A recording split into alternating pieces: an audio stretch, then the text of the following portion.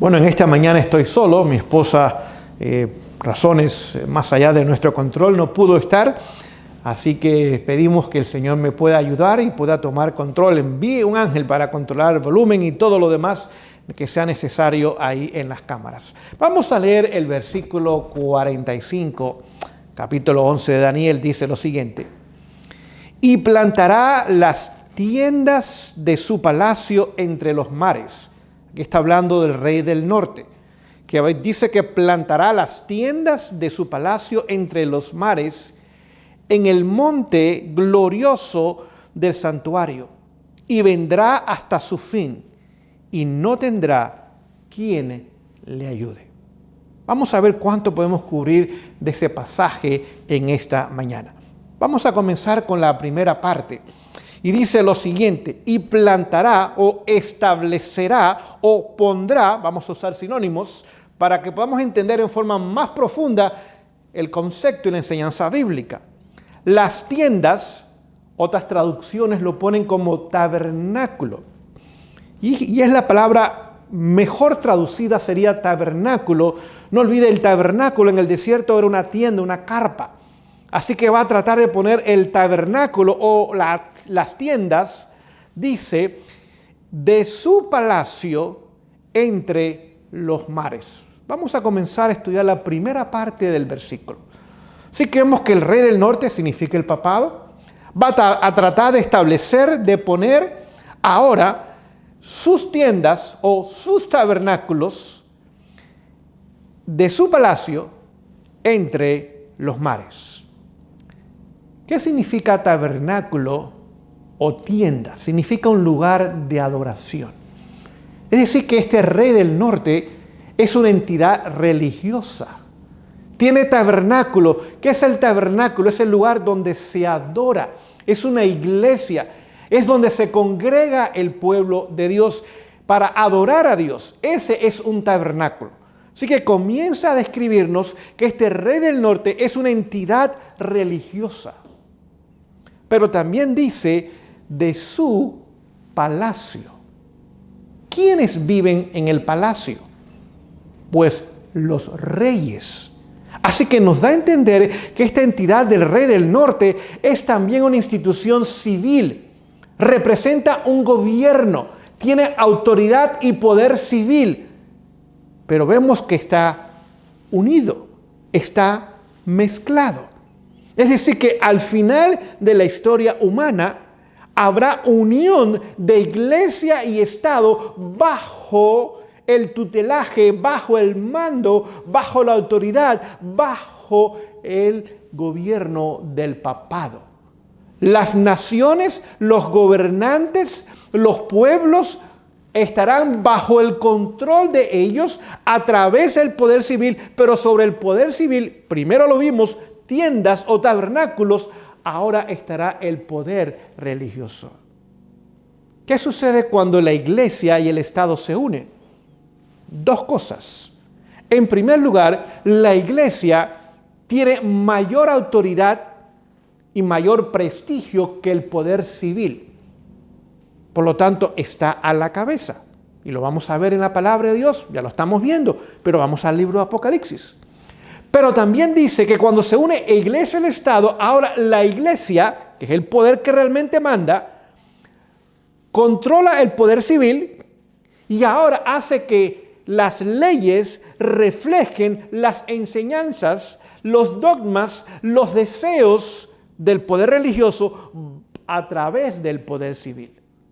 Así que nos habla que al final de la historia habrá una ley de carácter religiosa que el Estado va a proclamar bajo la autoridad del poder religioso y hará que ahora todos tengan que acatar esa ley.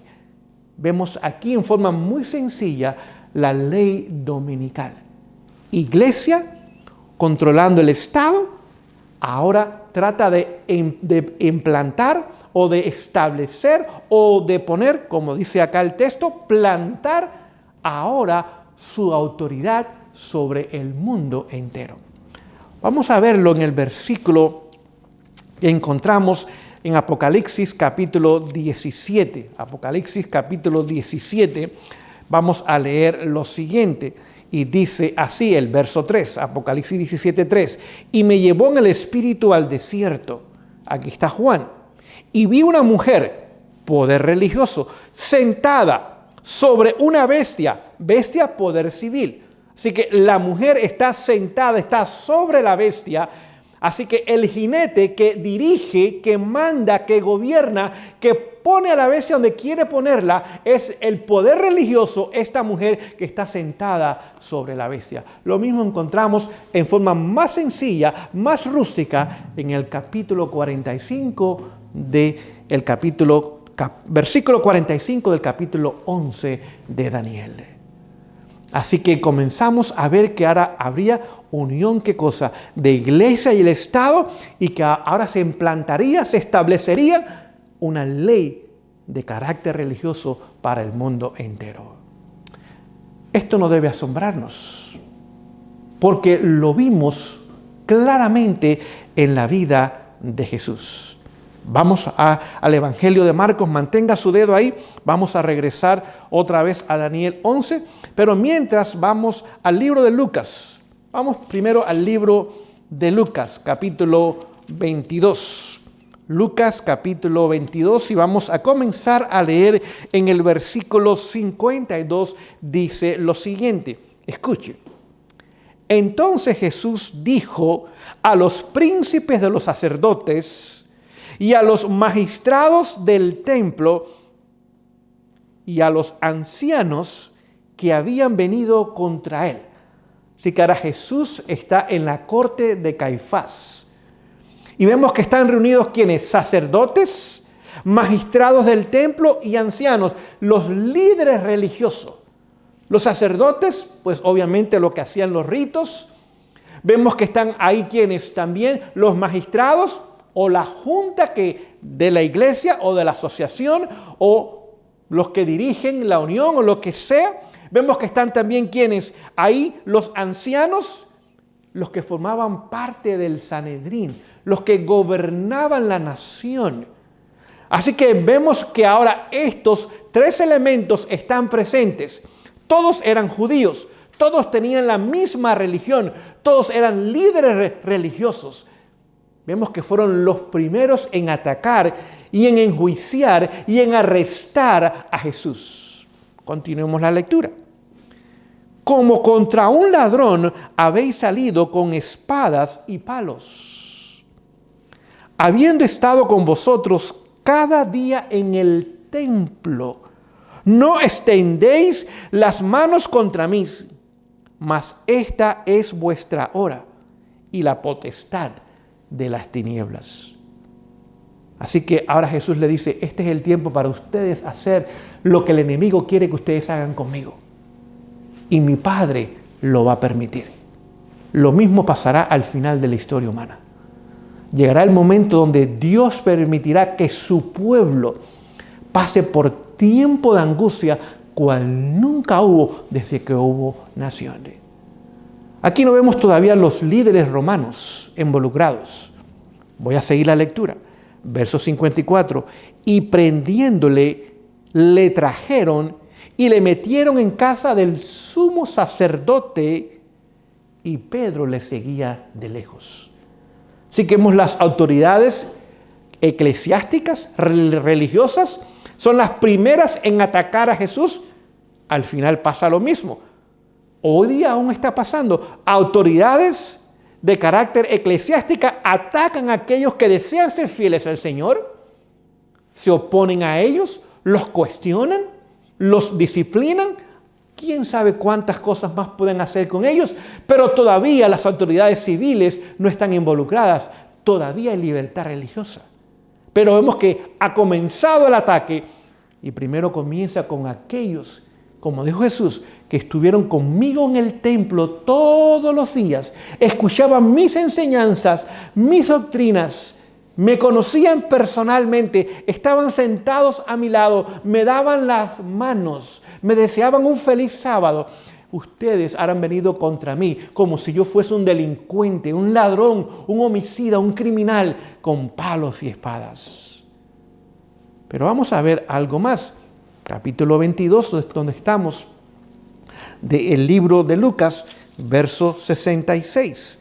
Dice lo siguiente, Lucas 22, 66, y cuando fue de día, se reunieron los ancianos del pueblo y los príncipes de los sacerdotes y los escribas, y le trajeron al concilio de ellos, diciendo: ¿eres tú el Cristo? Dínoslo. Y él les dijo: si os lo dijere, no creeréis. Y también si os preguntare, no me responderéis, ni me soltaréis. Ya estaba preso, ya estaba arrestado. No importa lo que yo diga, ustedes no van a creer. Su agenda es una: destruirme. Desde ahora el Hijo del Hombre se sentará a la diestra del poder de Dios. Entonces todos dijeron: ¿luego eres tú el Hijo de Dios? Y él les dijo: vosotros decís que yo soy. Entonces dijeron: ¿qué más testimonio necesitamos? Porque nosotros mismos lo hemos oído de su boca. Capítulo 23, versículo 1 y 2. Levantándose entonces toda la multitud de ellos, le llevaron a Pilato.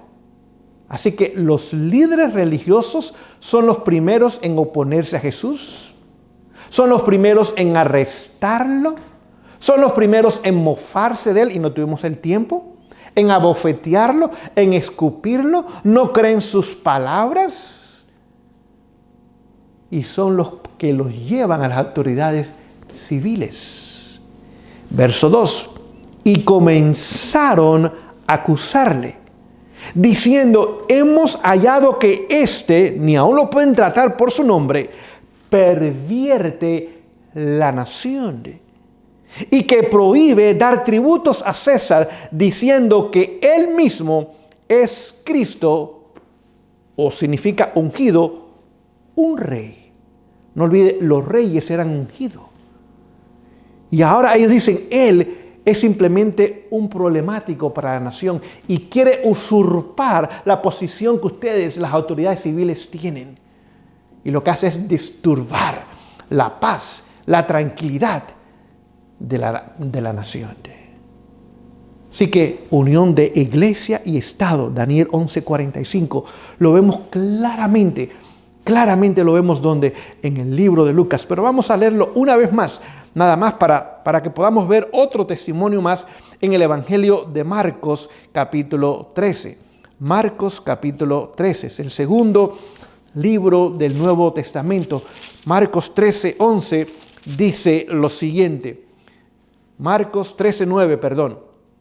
Pero mirad por vosotros mismos, porque os entregarán a los concilios y en las sinagogas seréis azotados, y delante de gobernadores y de reyes seréis llevados por causa de mí para testimonio contra ellos.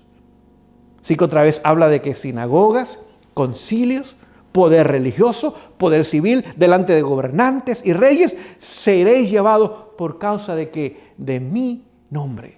Lo que sucedió a Jesús sucederá con el pueblo de Dios exactamente al final de la historia humana. Como Daniel, 600 años antes de Cristo, 2600 años antes de nuestro tiempo, dice que tomaría lugar.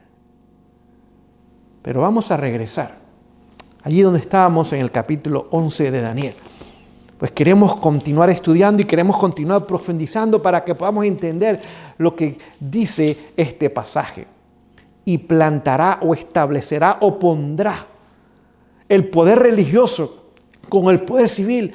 Ahora va a establecer algo y plantará algo, dice, entre los mares. ¿Qué significan mares en profecía? Apocalipsis 17:15 dice que mares significan aguas. Y estas aguas significan que pueblos, naciones, gentes, multitudes.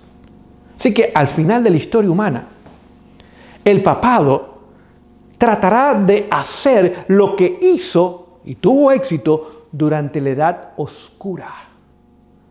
¿Por qué se conoce como la edad oscura? Porque no había luz de la verdad que brillara sobre el pueblo y las naciones. La palabra de Dios, que es lámpara a nuestros pies y lumbrera a nuestro camino, había sido quitada de la gente. Completamente sus enseñanzas ocultas. Es decir, el papado se puso entre Cristo y su obra que ya hacía en los cielos, en el lugar santo en ese momento, durante la Edad Media, y el pueblo. Y ahora trajo oscuridad, pues la luz que venía de Cristo y de su ministerio sacerdotal en los cielos no llegaba al pueblo, porque había un sistema humano que Satanás había levantado que ahora no permitía que esa luz llegase al pueblo. Y completamente oscureció la obra de Jesús en el santuario. Y vemos que al final de la historia va a tratar de hacer lo mismo, pero esta vez no tendrá éxito. Tratará con todas sus fuerzas, hará todos los planes posibles, tendrá el apoyo de los gobiernos civiles. Pero ahora Dios intervendrá y no permitirá que eso tome lugar. La luz vendrá durante el tiempo del fuerte pregón con la mayor iluminación de luz que haya conocido la historia humana. Ahora esa luz que viene del santuario otra vez, pero no del lugar santo, ahora viene del lugar santísimo. Y un ángel poderoso o un mensajero poderoso del cielo desciende con gran poder. ¿Y qué hace? Ilumina toda la tierra. Ahora se tratará de poner entre los mares, entre las naciones, entre los pueblos, entre los grupos, entre las multitudes, que en el pasado pudo engañar, pero ahora la luz que viene del lugar santísimo, ahora iluminará toda la tierra y Dios tendrá un pueblo que brillará y reflejará esa luz en sus vidas en primer lugar. Pero el mensaje saldrá de sus labios con poder, bajo la unción del Espíritu Santo, en la lluvia tardía.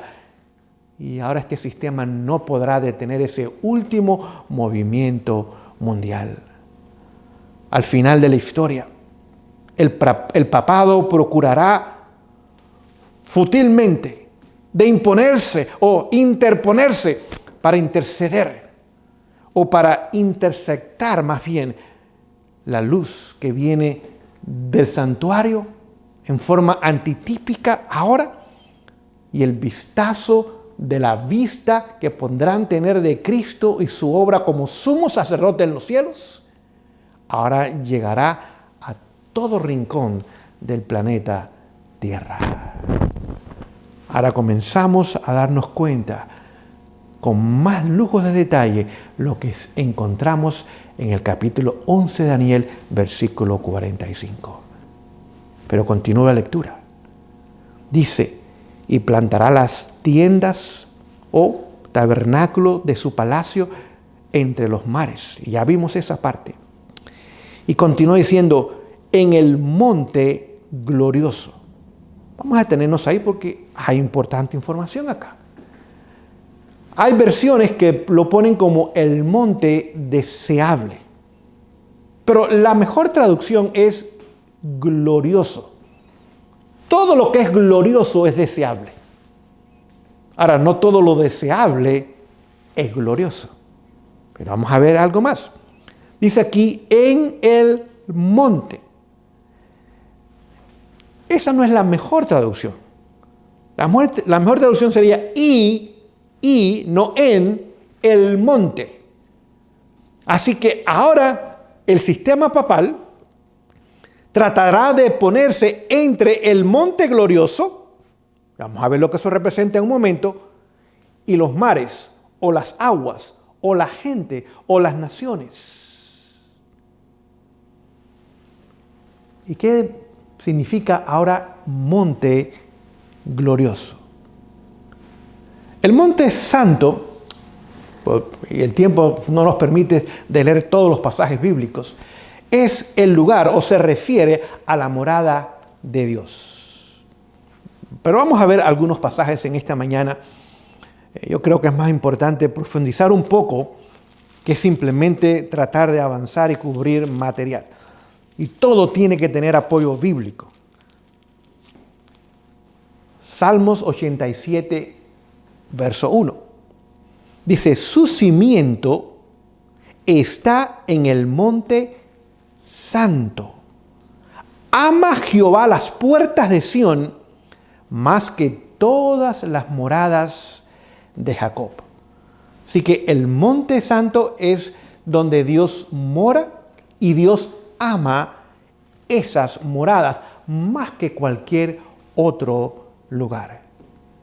Sabemos que literalmente ese monte santo es el monte de Sión.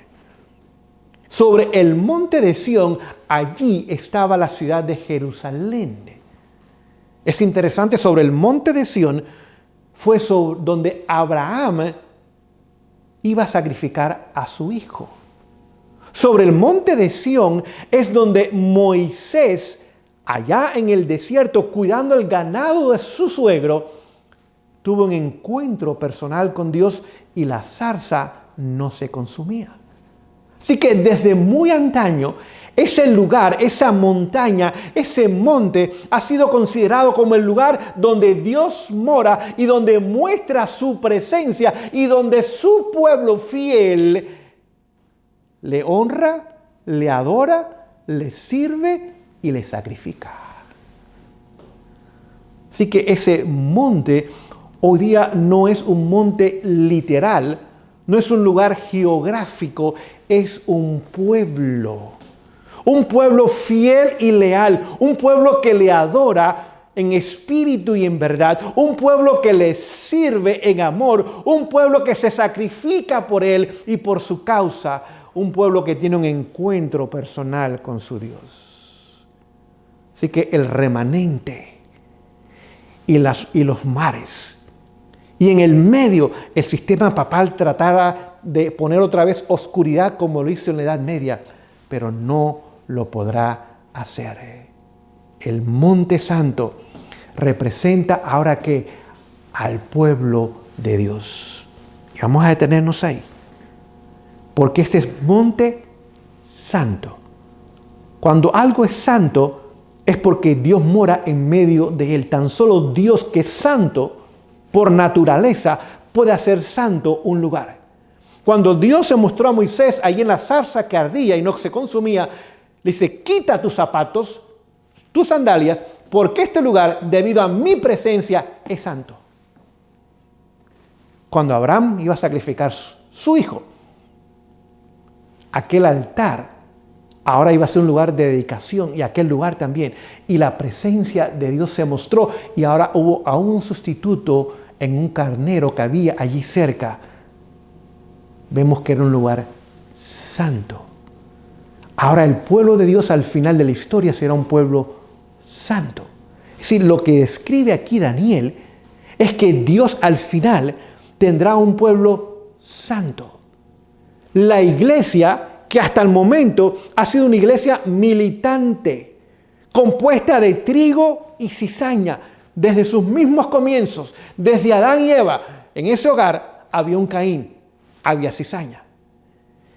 Pero llegará el momento en la historia donde Dios ahora tendrá un pueblo santo, donde ese pueblo que ha sido militante, compuesto de elementos no generados o generados, conversos o no conversos, ahora será una iglesia triunfante. Comienza a describir los inicios de la iglesia triunfante y comienza en este mundo. Porque aquí es donde Dios formará a un pueblo santo, que ha obtenido la victoria completa, total y permanente sobre el pecado, para que ese pueblo al final de la historia humana, bajo la unción más poderosa del Espíritu Santo que alguna vez se haya conocido, dando el último mensaje de amonestación, pero también de misericordia al mundo, ahora en sus vidas revelará el carácter de Dios. Y el universo entero, no caído, como los seres humanos que vivan en el planeta Tierra en ese momento, observarán con sus propios ojos que aquellos hombres y mujeres sin nada no pueden comprar ni vender. Hay un decreto de muerte sobre ellos, aborrecidos y despreciados por todos. Ahora revela la belleza del carácter de Jesús y demuestran que las acusaciones de Satanás son falsas y vindican el nombre de Dios delante del mundo santo y perfecto del universo, como delante de las huestes del enemigo y sus demonios, como delante de las huestes humanas que han escogido el lado de Satanás. Y ahora habrá la mayor manifestación de poder divino en la vida de aquellos 144,000 que ahora brillarán como las estrellas brillan en medio de la noche, iluminan el firmamento. Vemos ahora que ya no es iglesia militante, ahora es iglesia triunfante. Es interesante porque en el capítulo 11, si ustedes recuerdan, versículo 41, y lo voy a leer para que veamos algo interesante. Dice, y vendrá a la tierra gloriosa.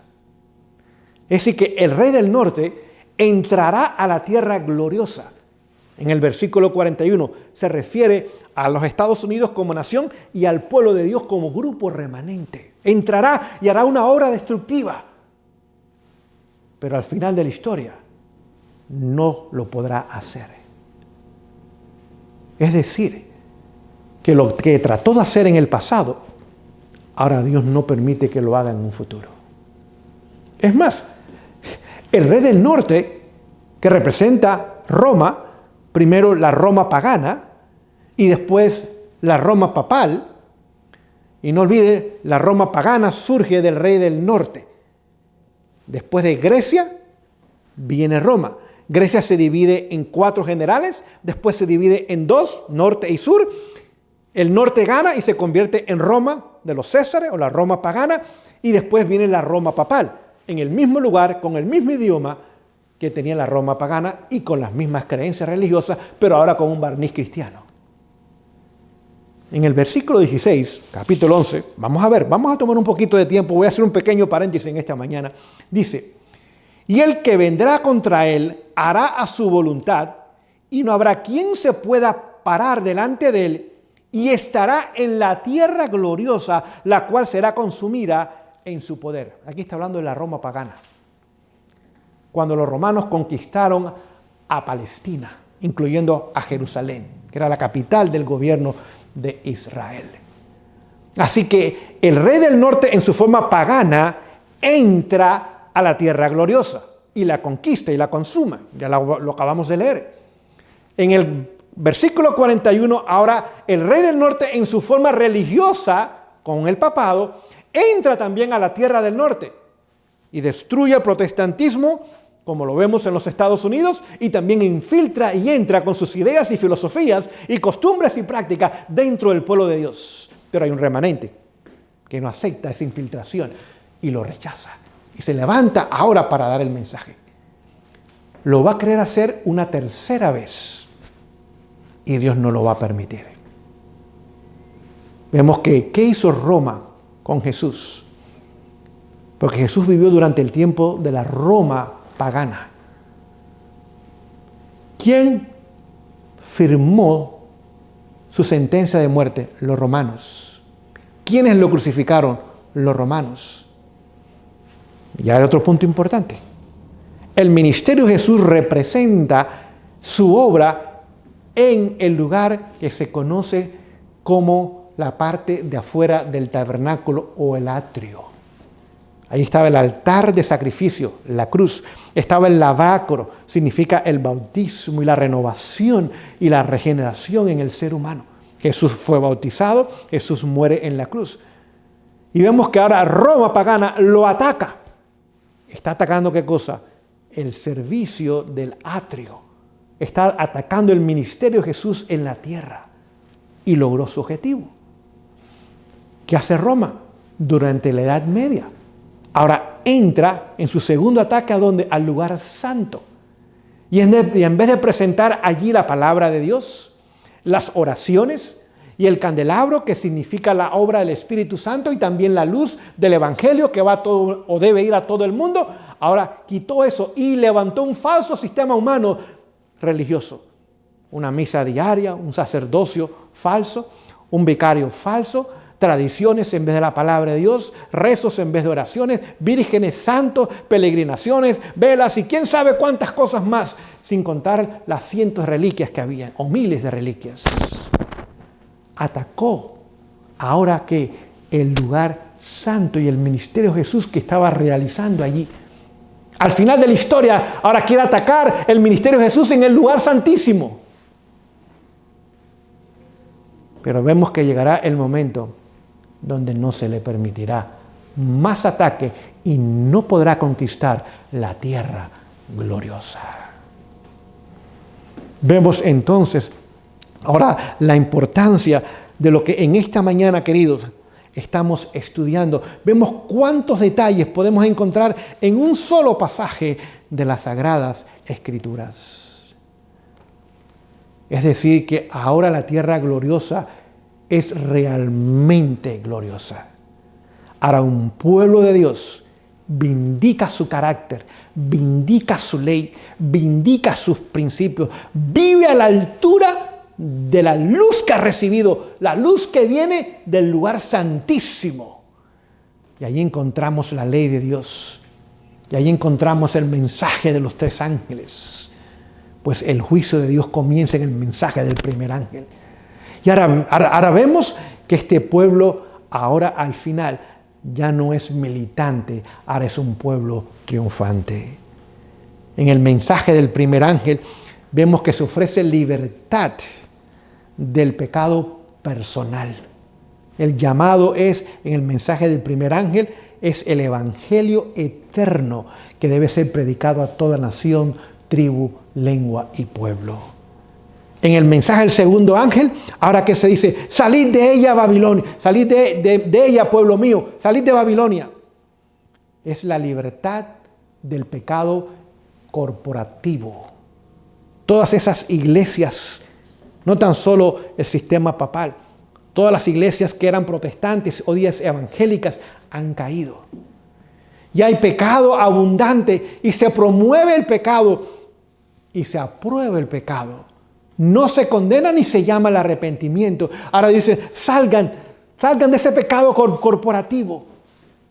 Salgan y formen parte ahora de mi pueblo. En el mensaje del tercer ángel, ahora vemos la victoria total sobre el pecado. Y un pueblo que abrazando la justicia de Jesús, primero en forma imputada y después en forma impartida, ha obtenido la victoria sobre el pecado, y el pueblo militante ahora es el pueblo triunfante.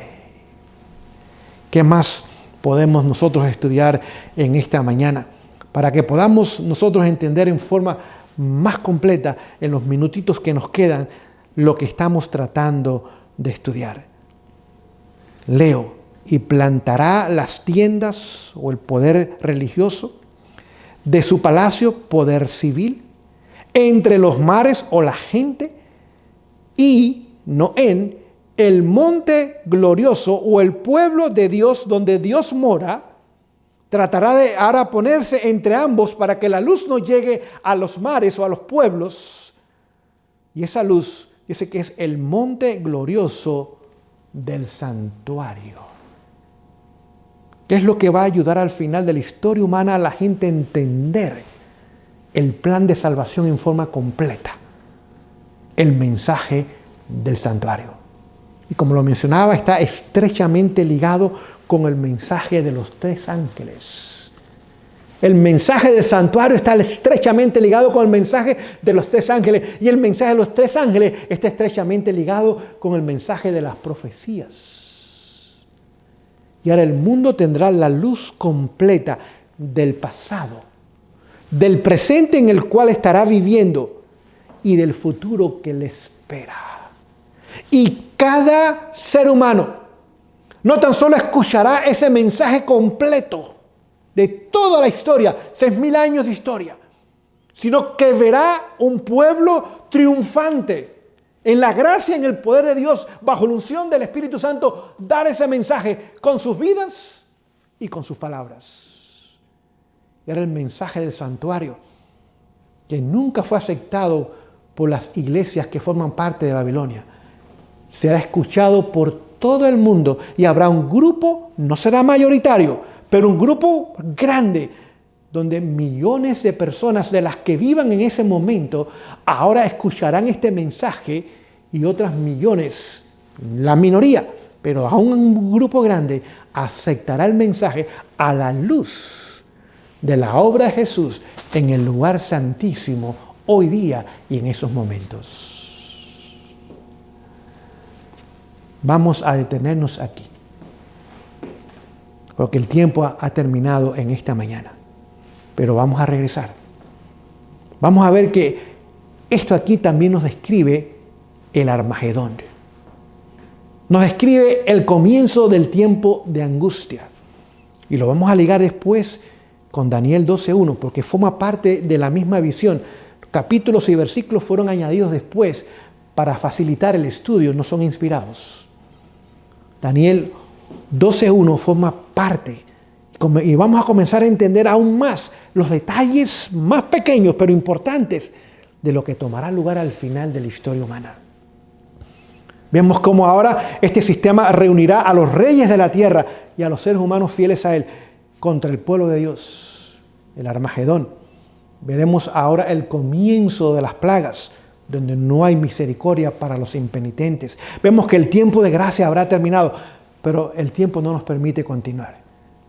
Espero que en esta mañana este sencillo estudio bíblico, queridos, bíblico 100%, nos ayude a entender la importancia del estudio personal, pero diligente y diario de las Sagradas Escrituras. El estudio de las profecías para traer reavivamiento y despertar, para conocer los tiempos y para dar un sonido certero a la trompeta. Y el Señor nos ayude a formar parte de ese ejército final. Les invito de rodillas a terminar en esta mañana.